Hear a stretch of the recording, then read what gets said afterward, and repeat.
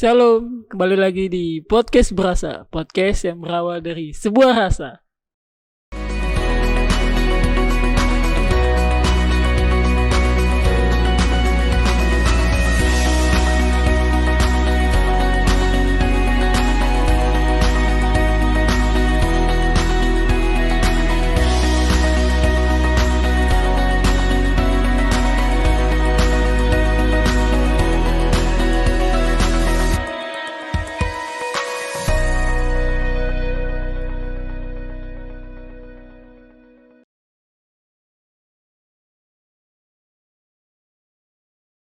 Nah, di podcast kali ini kita akan ngobrol, akan sharing, belajar tentang makna abu-abu. Jadi untuk para pendengar podcast untuk benar-benar mendengar terus benar belajar kita sama-sama bersama dengan Mas El.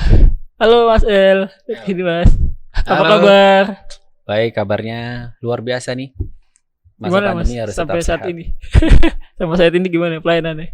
Pelayanan tambah banyak, apalagi mau Paskah ini tambah banyak. Tambah banyak kegiatan malah ya. Terus ini lagi nyiapin anak-anak remaja juga untuk punya grup band sendiri. Wih, Terus wah mantep loh. persiapan penabisan. Oh, Gitu. berarti padat dong tiap hari sekarang. Nah, hampir tiap hari sih masih ada rapat. Oh, gitu. Hampir. Wah, semoga tetap bisa menjaga protokol kesehatan, Mas. Yoi. Nah, kali ini topik yang sangat menarik nih, Mas ya, tentang makna abu-abu. Apalagi besok Rabu kan kita ada ibadah nih, Mas ya. Nah, abu-abu. Nah, ada saya pengen tanyakan nih, kalau di di sejarahnya kalau abu-abu atau di kalender GKI itu sebenarnya dimulai kapan sih makna masa raya Paskah? Kalau GKI sendiri kan masih baru ya, Iya. baru beberapa tahun ini. Ini aja mungkin belum semua gereja GKI yang mengadakan Rabu Abu. Nah, baru beberapa tahun inilah. Tapi kalau dari sejarah gereja gitu kan, dari Perjanjian Lama itu tentang penggunaan abu di dalam pertobatan, itu sudah ada dari Perjanjian Lama. Misalnya ya satu aja nih contohnya. Itu misalnya dari kota Niniwe yang diperingatkan oleh Yunus waktu itu dulu kan. Nah, itu kan rajanya berseru-seru supaya rakyatnya itu juga bertobat. Ini di Yunus 3 ayat 5 sampai 6 gitu contohnya. Kota Niniwe memaklumkan puasa dan mengenakan kain kabung, dan raja menyelubungi diri dengan kain kabung lalu duduk di atas abu. Kayak gitu, itu ada di Perjanjian Lama. Terus Esther, Mordekai itu juga menggunakan abu dalam rangka pertobatan. Nah, itu dulu di Matius juga Perjanjian Baru itu Yesus juga berseru nih di Matius 11 ayat 21 misalnya. Celakalah engkau Khorazim, celakalah engkau Betsaida, karena jika di Tirus dan di Sidon terjadi mujizat-mujizat yang telah terjadi di tengah-tengah kamu, sudah lama mereka bertobat dan berkabung. Berkabungnya ini mesti di dalam tradisi itu juga menggunakan abu gitu di dalam rangka perkabungan. Kayak si Daud juga dulu kan seperti itu di dalam perkabungan gitu. Terus kemudian setelah perkembangan gereja, yaitu gereja-gereja perdana itu juga menggunakan itu sekitar tahun 160 sampai 220 itu the Poentitentia gitu kan. Ini saya ngambil dari webnya PGI. Ngomong tentang Rabu Abu itu juga menulis bahwa pendosa yang bertobat haruslah hidup tanpa bersenang-senang dengan mengenakan kain kabung dan abu. Oh. Itu juga udah ada nih di. Jadi awalnya mulai Rabu Abu itu dari pertobatan Niniwe itu ya waktu itu ya. Enggak dari pertobatan Niniwe, dari sejarah. Itu sebelum Niniwe itu udah ada dari buku Esther udah ada. Oh, lagi saya Esther pun udah ada ya. Udah ada. Tapi untuk kan Rabu-Abu tuh berarti kan hari Rabu biasanya. Nah, itu sebenarnya dimulai kapan nih, dari mulai Kenapa hari sebetulnya Rabu? Iya. Itu karena dihitung mundur dari Paskah. Oh. Jadi dihitung mundur dari hari Minggu Paskah, itu mundur 40 hari. Itu tradisi 40 hari kan ada puasa Yesus 40 hari gitu kan. Nah, ini gereja-gereja kemudian menggunakan 40 ini untuk mempersiapkan diri, dihitung dari Paskah mundur tanpa menghitung hari Minggu. Itu 40 hari. Nah, jatuhnya di hari Rabu. Makanya Rabu Abu, waktu untuk pertobatan gitu. Oh, berarti awalnya masa raya Paskah itu dimulai dari momen pertama itu di Rabu Abu itu ya. Betul. So, berarti udah mulai masuk Prapaskah ya. Iya, biasanya ada puasa di situ. Oh, berarti selalu diperingati dengan adanya ibadah, terus ada peringatan abu itu ya. Penorehan abu, ibadah, terus kemudian biasanya ada puasa. Ada yang puasanya pas hari Rabunya, ada yang setelahnya hari Kamis. Gitu. Oh gitu, tuh bisa beda gitu kenapa tuh? Karena kita nggak mau mengkultuskan ya. Jadi kita cuma mau memperingati, cuma mau mengkhususkan diri di dalam mempersiapkan pertobatan diri kita sendiri.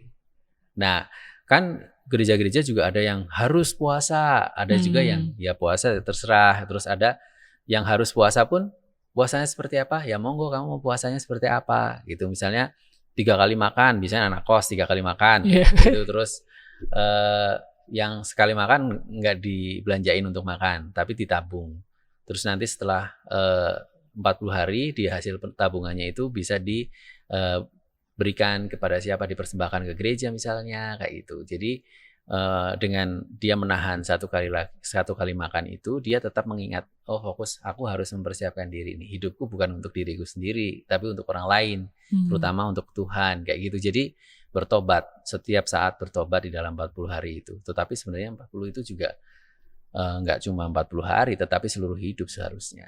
Oh, jadi itu sebenarnya kalau hari Rabu itu cuma masalah untuk tanggal waktu dan waktunya itu ya. Jadi kalau misalnya kita pun misalnya Rabu tapi hari Kamis juga pun maksudnya nggak dipermasalahkan kan? Jadi kita memperingati Rabu Abu ya di hari Rabu, karena namanya Rabu Abu. Iya, Kamis Rabu jadi Kamis Abu gitu kan. Tetapi karena ngitungnya 40 hari sebelum Paskah minus hari Minggu ya. Jadi ya kita pakainya di hari Rabu, selalu jatuh di hari Rabu karena Paskah mesti selalu jatuh di hari pertama dari Minggu kan. Jadi Ahad, kalau kalender Muslim itu kan Ahad pertama. Jadi di hari Minggu kita memperingati Paskah. Nah sebelumnya itu mundur dikurangi 40 hari minus hari Minggu, jadinya jatuhnya di hari Rabu. Misalnya saya Rabu nggak bisa karena ada kerjaan tuh nggak bisa ikut Rabu Abu. Berarti saya nggak mau ikut Rabu Abu nih karena gue nggak bisa ikut ibadah. Nah itu sebenarnya perlu nggak sih kita untuk menghayati Rabu Abu itu sendiri atau gimana? Kalau penghayatan terhadap Rabu Abu itu, penghayatannya perlu. Tetapi apakah kita harus selalu ikut ibadah? Terus apakah harus selalu ditorehin abu gitu kan? Ya enggak, itu namanya udah mengkultuskan. Kalau udah kultus itu, jadi seakan-akan kalau nggak menerima itu terus kemudian jadi berdosa gitu kan. Jadi kadang kurang gitu ya. Masuk neraka gitu kan. Sama kalau hari Minggu. Kalau hari Minggu misalnya, saya mau datang ke gereja lah gitu. Kenapa kamu datang ke gereja kalau hari Minggu? Kenapa kamu ibadah kalau hari Minggu? Terus jawabnya, ya karena kalau nggak datang ke gereja nanti takut masuk neraka. Itu kan jawabannya nggak benar. Masa kita datang ke ibadah kepada Tuhan hanya takut karena neraka gitu kan. Tapi kalau kayak Rabu Abu balik lagi, kalau kita ikut Rabu Abu ya datanglah atau ikutlah Rabu Abu karena kita memang mau menghayati gitu. Misalnya apakah harus ditorehkan abunya di jidat oleh pendeta atau pengkhotbah? Enggak juga gitu. Nah sekarang kan kita mengurangi kontak secara fisik dengan sesama. Besok itu kita ya di GKI Karawaci ya Rabu besok itu kita malah yang menorehkan diri kita sendiri. Oh, itu boleh ya? Boleh. Kan intinya esensinya adalah mengingat bahwa kita itu harus percaya kepada Injil dan harus bertobat. Makanya ketika kita ditorehkan setiap hari Rabu Abu gitu kan, ada ibadah kan, ada bertobatlah dan percayalah kepada Injil gitu kan. Nah, besok kita ngomong ke diri kita sendiri, seharusnya itu akan lebih mengena. Jadi kita menorehkan diri sendiri pakai abu, bertobatlah dan percayalah kepada Injil. Itu mengatakan pada diri kita sendiri bahwa kita itu harus bertobat, harus percaya kepada Injil, harus percaya kepada keselamatan Kristus, seperti itu.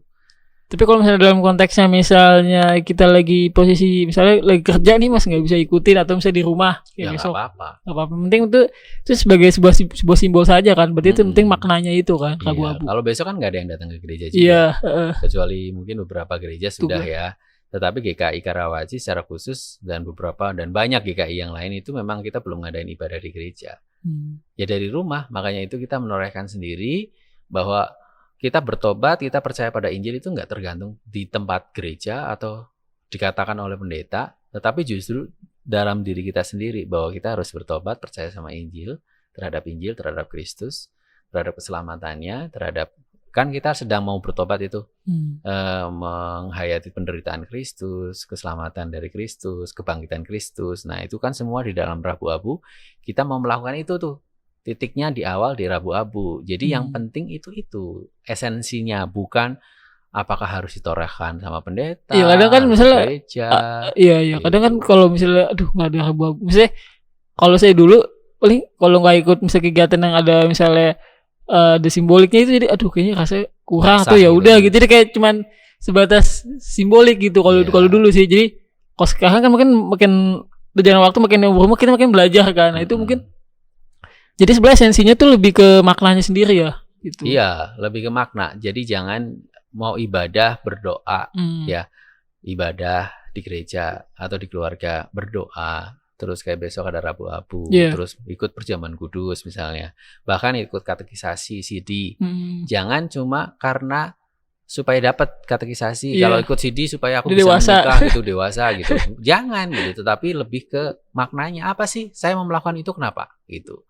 Orang yang dewasa kan selalu bertanya, kenapa saya melakukan itu, kenapa saya tidak mau melakukan. Terus aku mau CD, kenapa saya mau CD, untuk apa saya CD, apa yang saya hayati saat CD. Rabu-Abu juga sama. Ketika mendapatkan penorehan abu, kenapa saya harus mau mendapatkan penorehan abu? Udah, kalau yang cewek itu udah ganteng, udah cantik-cantik, pakai bedak gitu kan, ditorehin abu jadi jelek kan, gitu kan. Kenapa saya mau melakukan itu? Apakah hanya untuk sekedar selfie? Setelah itu selfie terus diposting udah ibadah gitu, ibadah nih gitu kan. Katanya lebih religius. Kelihatannya, tapi kemudian pertobatannya nggak dijalani, ya itu sia-sia. Itu pertobatan yang semu. Nah, pertobatan apa nih Mas yang seharusnya kita lakukan di masa dari sebelum hari Rabu besok sampai masa Paskah ini? Pertobatan apa nih mesti kita lakukan nih Mas? Contohnya misalnya seperti apa? Contoh kecil. Banyak ya. Kalau pertobatan seperti apa ya semuanya. Yang kitanya hedon ya jangan hedon. Kalau bisa jangan hedon. Ya seharusnya jangan hedonnya nggak cuma pas masa prapaskah aja gitu kan, tetapi setiap hari gitu. Kalau memang misal selama ini kita ibadah harus selalu diingatkan orang tua, misalnya untuk remaja, pemuda gitu. Ya mulai dari Rabu-Abu itu jangan lakukan itu lagi. Ibadah ya karena kemauan kita. Berdoa misalnya, bertobat kan, berdoa tadinya aku mau berdoa tapi nanti aja lah gitu kan. Atau aku berdoanya sambil tiduran aja gitu. Padahal sehat. Ya udah mulai dari saat itu berdoa, duduk yang benar, yang sikap yang baik. Karena apa? Karena kita ketemu sama Tuhan gitu kan ngobrol sama Tuhan. Kalau ngobrol sama orang tua aja, kita ngajakin ngobrol sama orang tua terus kita sambil tiduran, masa nggak ditabok sama orang tua kita gitu kan. Karena nggak sopan, apalagi sama Tuhan. Kita harus lebih sopan lagi sama Tuhan gitu. Jadi pertobatan apa di dalam Rabu-Abu ya semua, segala hal yang tidak berkenan di hadapan Tuhan ya harus kita stop, terus kita kembali. Bertobat itu kan tadinya kita menghadap ke sana berdosa gitu kan, melakukan dosa. Bertobat itu kan balik, tidak melakukan dosa gitu. Tadinya kita malas ya jangan malas lagi gitu kan. Tadinya kita itu seenaknya hidupnya ya sekarang jangan seenaknya lagi gitu. Susah nggak sih sebetulnya untuk maksa masa di pertobatan ini di masa Rabu-Abu itu untuk kita bisa jadi masa contoh kan, untuk kita bisa lakukan gitu dalam kehidupan kita sehari-hari gitu misalnya. Susah atau enggak itu tergantung pada diri kita sendiri. Jadi kalau ngutip itu kalau suka nonton Remas Backbone itu kan.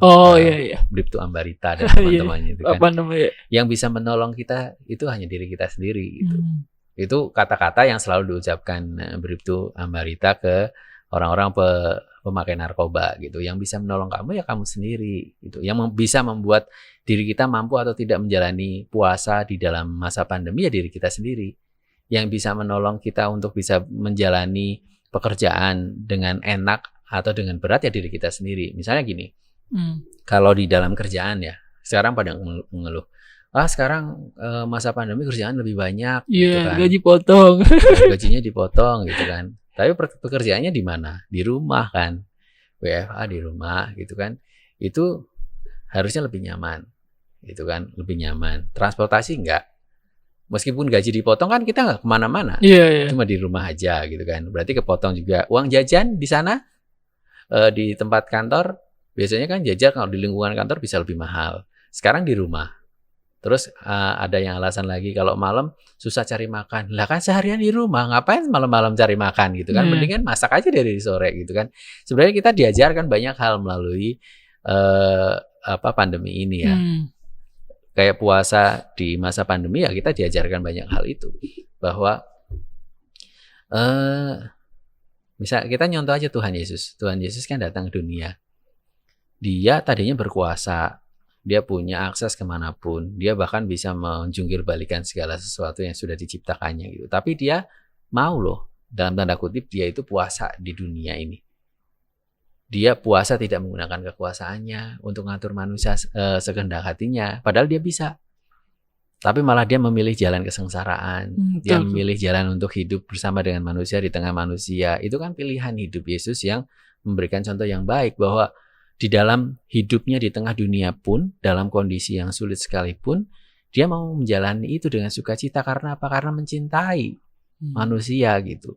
Nah kita juga kalau dalam masa pandemi ini, mari kita lakukan segala sesuatu itu dengan cinta. Kalau orang katanya dengan cinta itu kan semuanya jadi lebih bukan lebih mudah ya, tetapi lebih semangat untuk kita bisa jalani gitu. Jadi Tuhan Yesus tetap mau semangat untuk mencintai manusia. Dia rela datang ke dunia, melepaskan segala kemuliaannya, diludahi, dihina, dicaci maki, diusir dari tempatnya sendiri gitu kan.